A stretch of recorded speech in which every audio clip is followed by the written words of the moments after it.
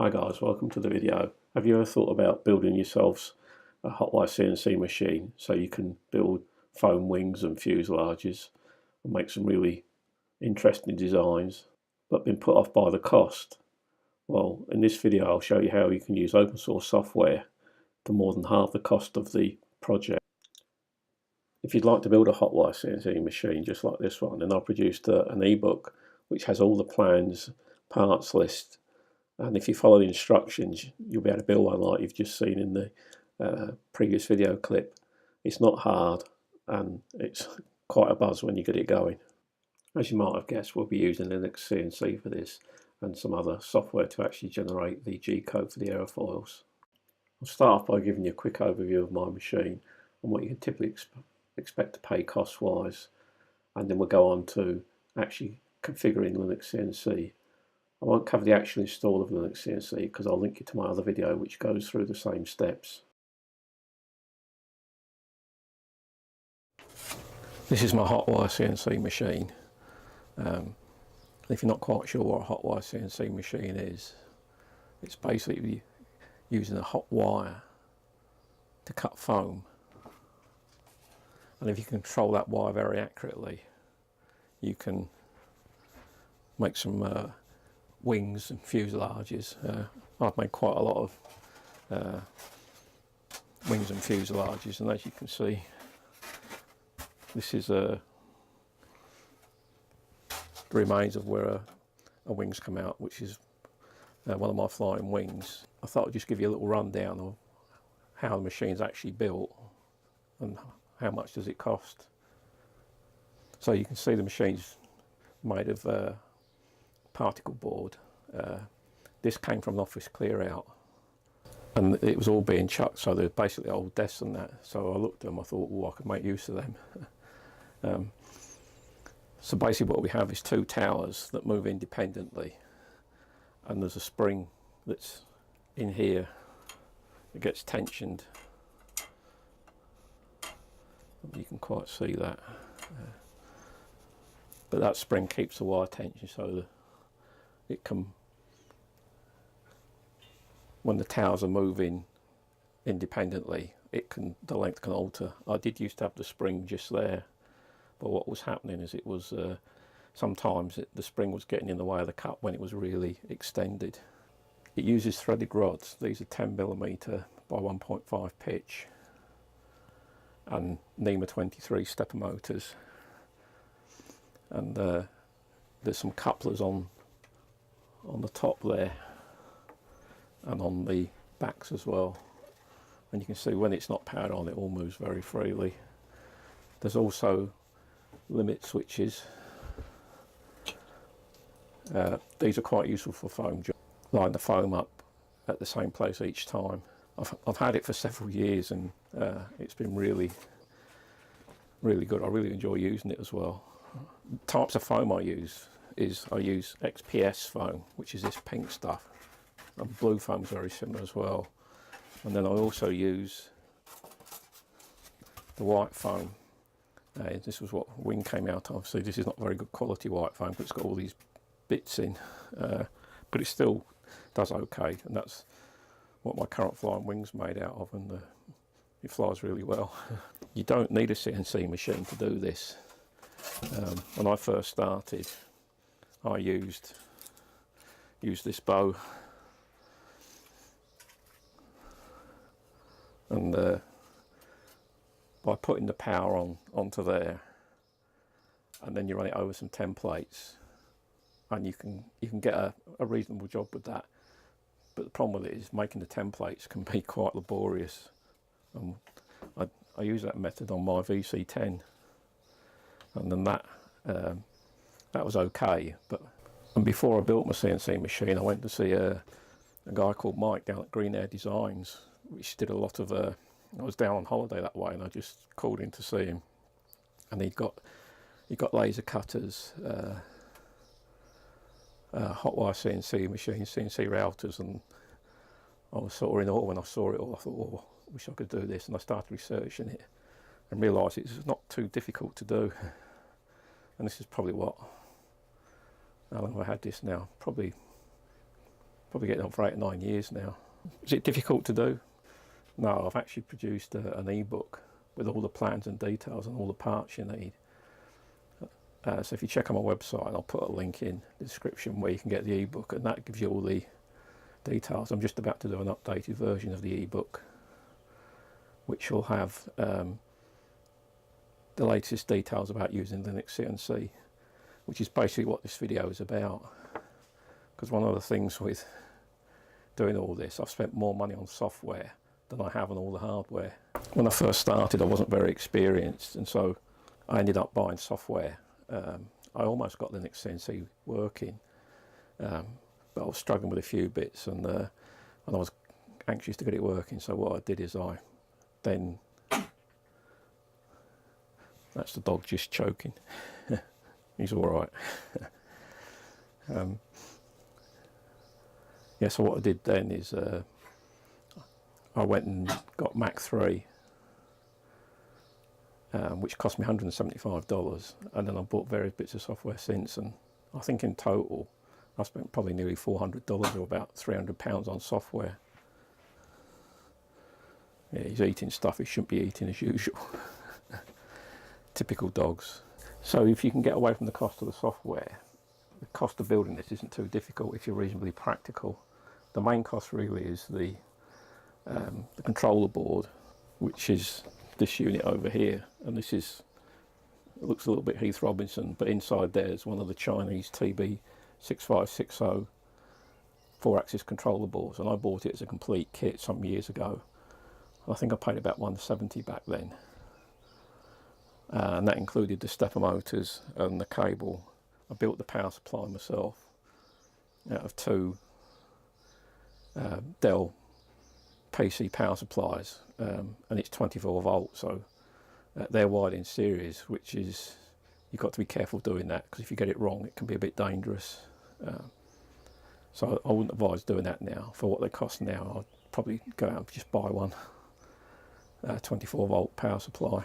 So I reckon these days, if you can get some good deals. I reckon if you can get hold of the wood fairly cheaply, or you might have some lying around, these drawer slides are relatively cheap.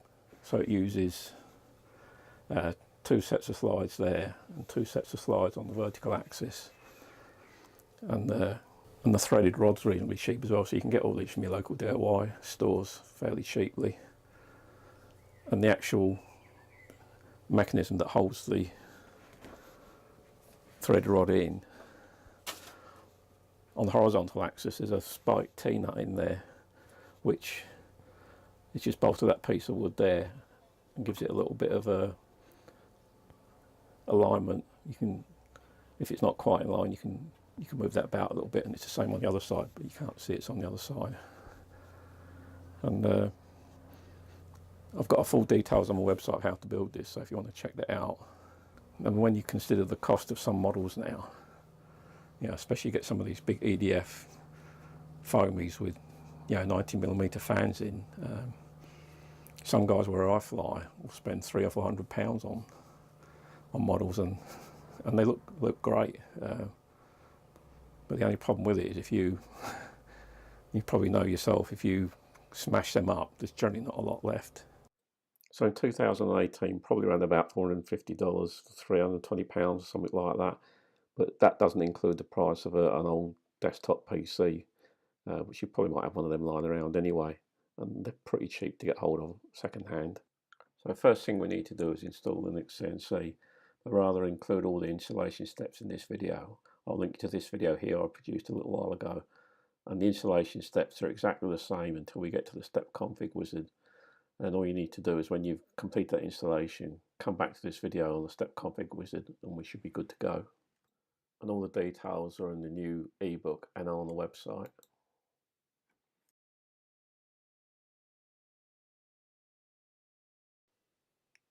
So now that we've got LinuxCNC installed, let's go ahead and do the step config wizard.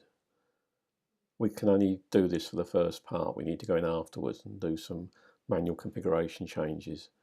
So go to Start, create a new configuration, take the simulated section off because we don't want that.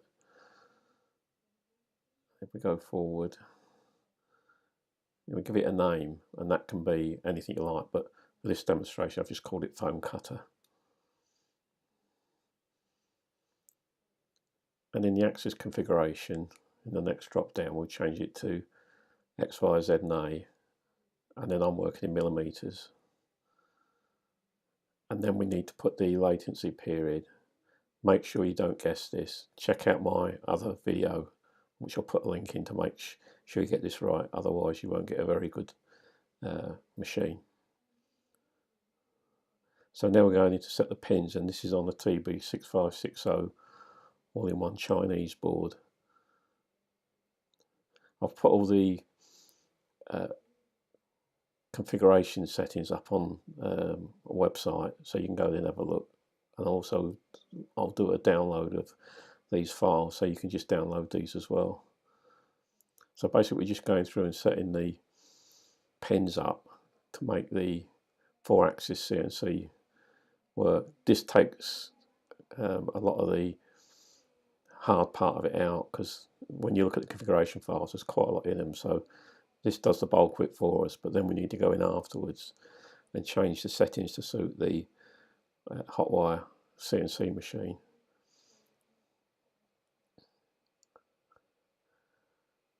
I've done a considerable amount of testing on this. It took me some time to get this right. The main issues I had was getting the home and limit switch working, which I like to use on the foam cutter because it gives you a good place to start your foam cut from.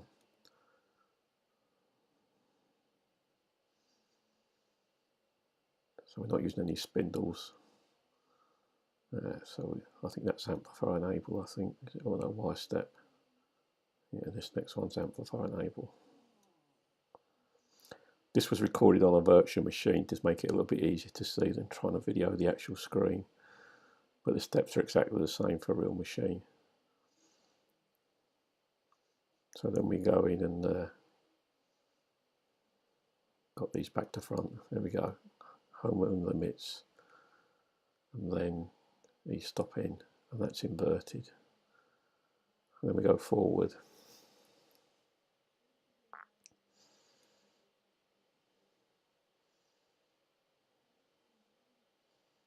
Eventually. This next section doesn't matter to us. Right.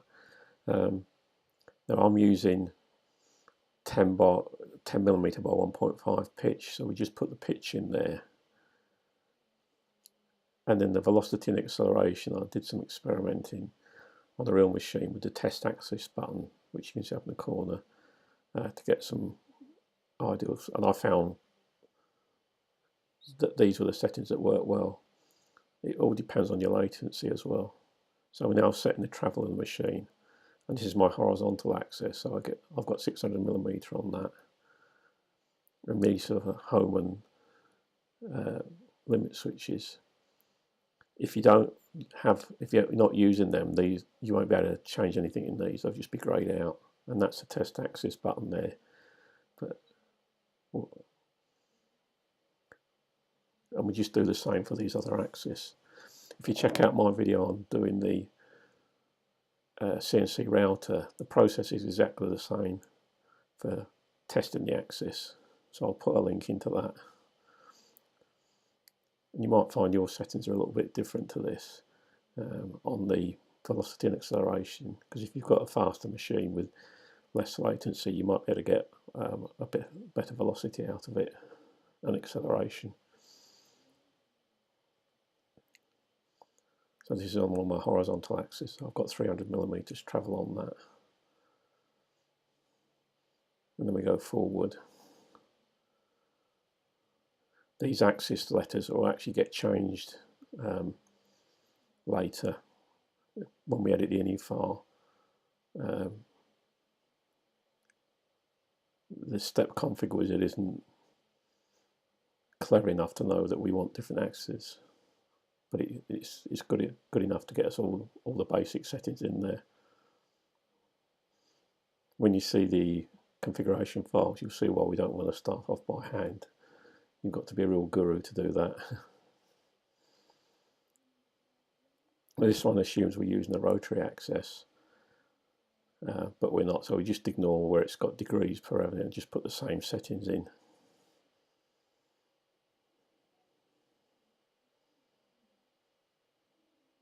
And then we put the travelling again, and this is the other horizontal axis.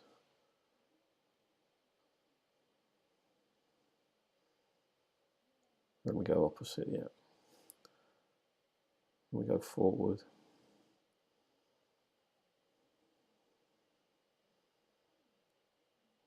And done. And as we click yes, we'll get some extra icons on desktop there. So what we want to go into is the icon down there for foam-cutter, which opens up the folder with the configuration files in.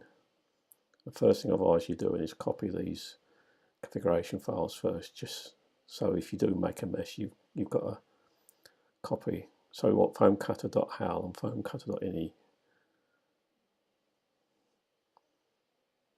And then we go into the foam-cutter.ini and just open it with mousepad, which is the default editor on LinuxCNC. And there's not too much to change here, it's quite easy really, so don't be frightened by it. So the first thing we need to do is go down to display setting. And the first thing we're going to do, we're going to put foam equals 1. And this makes the display look really good in LinuxCNC for a 4-axis foam cutter. We get a good representation of what's actually happening.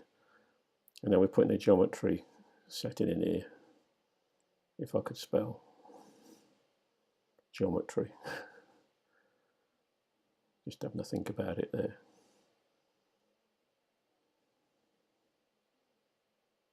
Yeah, that's better. And now we change the axis letters. And this makes the display work properly as well. So you can see the profiles. And then we put the setting in here, open file.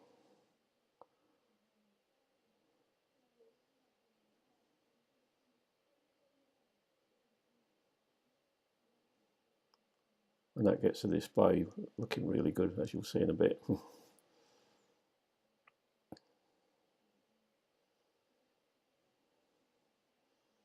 So now we need to go down to the section, I think that stands for trajectory. So we change it to U and V. And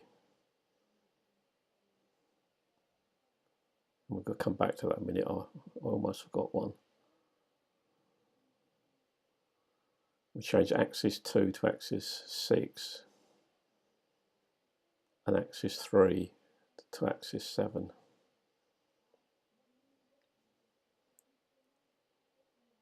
And we change that to linear. Remember that was the rotary axis when we're in the step config wizard. I actually don't think that makes a great deal of difference because I did have it as rotary on one of my tests and it still worked.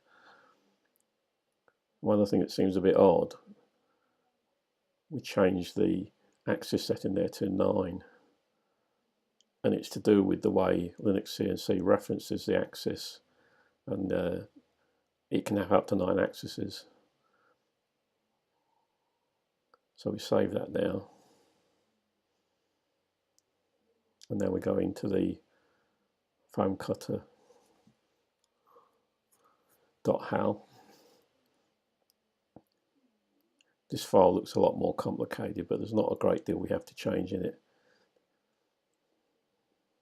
All we have to do is change the axis 2 and the axis 3 to match what we've done in the foam-cutter.ini file. So there's just 2 settings there, axis 6, and we change that to axis 7.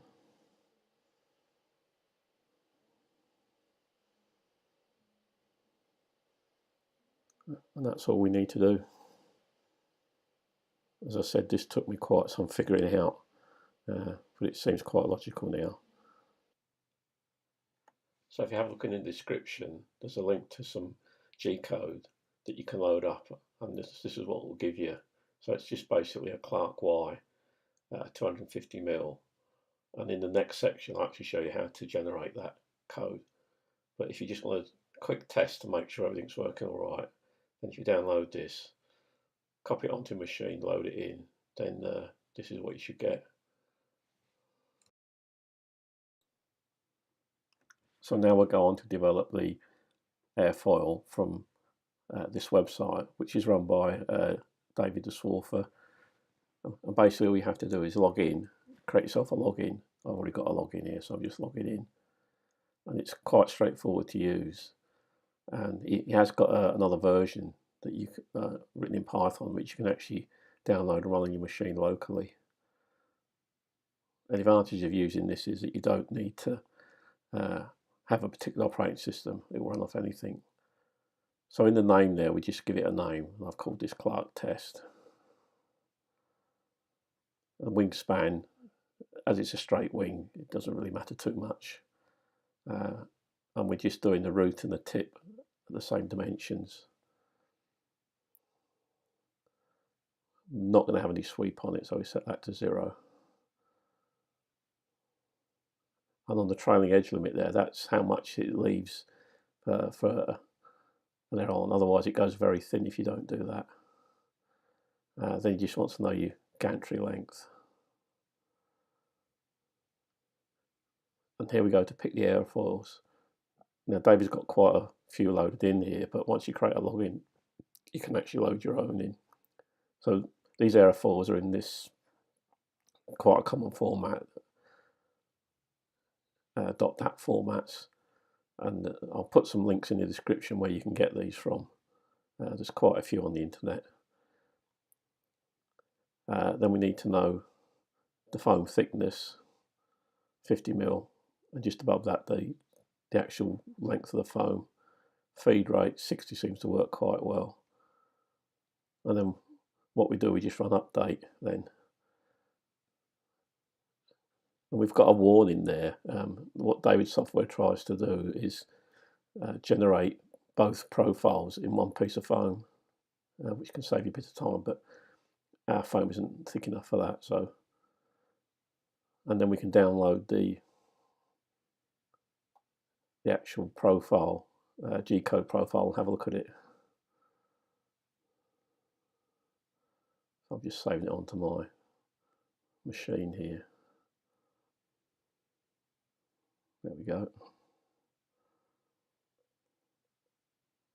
And as you can see, it's just a load of G01s, X, Y, UV, and some feed rates. And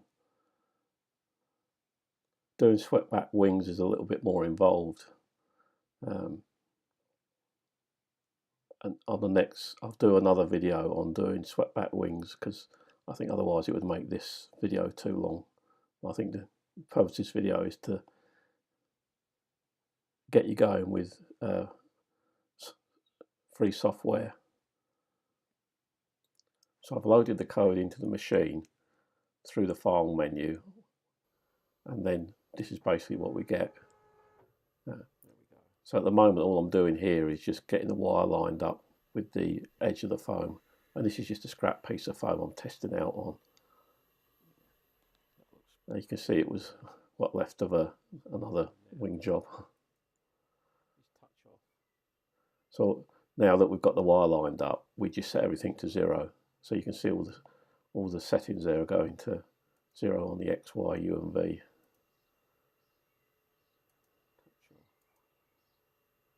So I've just lined the wire up with the edge of the foam. Right, so we should be good to go now.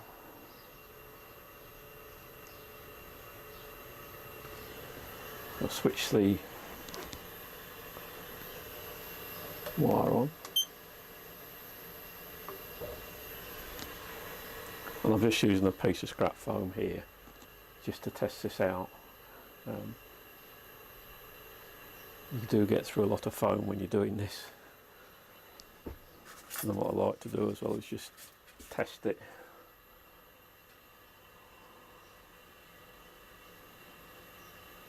Yeah, it's nice and hot now.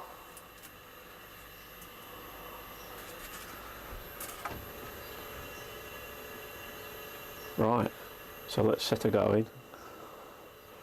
We set her going by going to the run there. The code's already in.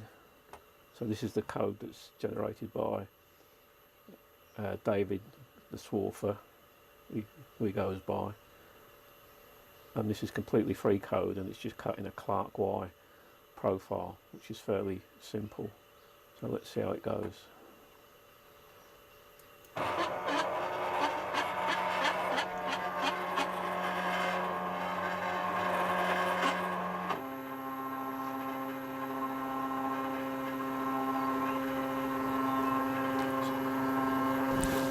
So we're using very thin nichrome wire. This is about 0.6 of a millimetre or 22 gauge.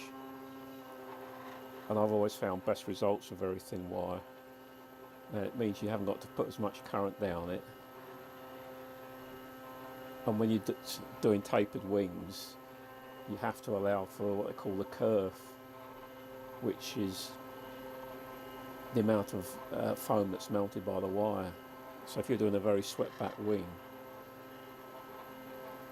where you've got the small end of usually the tip of the wing, the wire isn't moving as fast, so it tends to melt more away. Whereas on the root, which tends to be bigger, it doesn't melt quite as much away. So it can be a little bit trial and error. But generally for wings, the amount it melts isn't too much of a problem. And I find using a very thin wire, that value doesn't make a massive difference. I did try with some thicker wires, and you know, sometimes the amount that's melted away, because you're having to put so much more heat in, can be quite considerable and make a big difference to your profile. So let's see if we can zoom in a bit and have a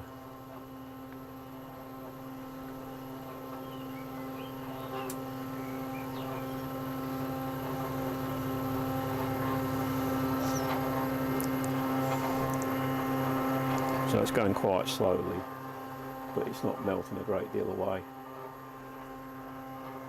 I think this is travelling at 60 millimetres per minute.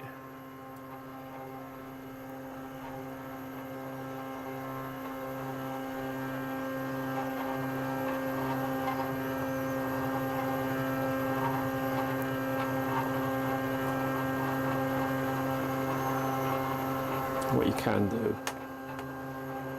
can switch it around to look at the different axes.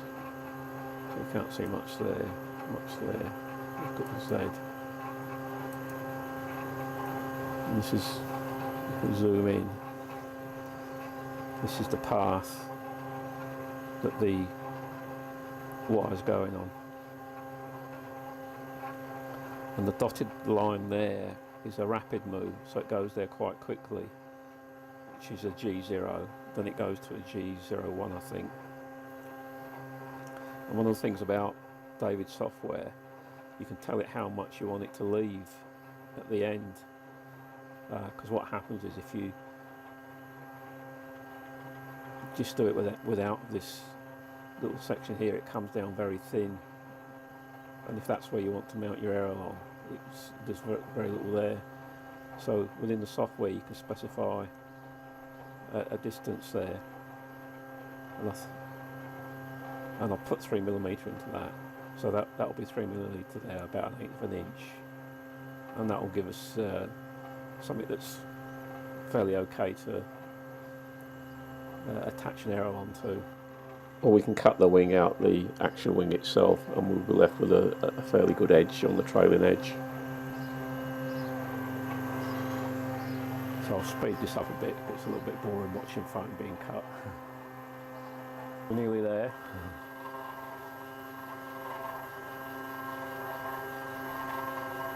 Looking quite good so far. The foam's just held onto the foam block underneath with some double-sided tape. I found that works best, and especially when you've got bigger foam sections.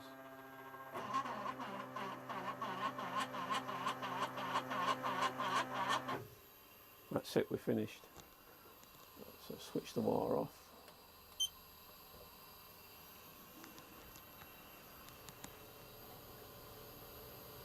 down at the end of the code there. So let's take it off and have a look.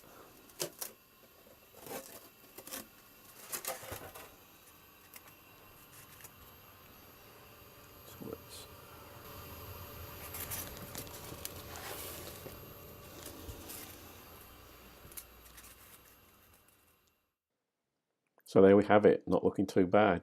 So this was just a test cut on a small piece of foam, but if you were doing a real wing with a much bigger piece of foam, you'd have a good wing.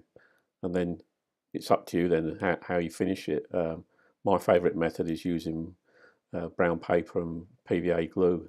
I've got a couple of videos on that, and I'll link you through to that. It makes an amazingly strong wing. So if you made it this far into the video, guys, thanks very much for watching. I really do appreciate it, and if you'd like to subscribe, that'd be nice. So the next video up will be using the French software called Jellycut, which looks quite promising, but it's taken me a little while to get to understand how to use it all. And I'll also try and incorporate doing swept back wings, which are a little bit more challenging on a Hot Wire CNC machine. Catch you later, guys.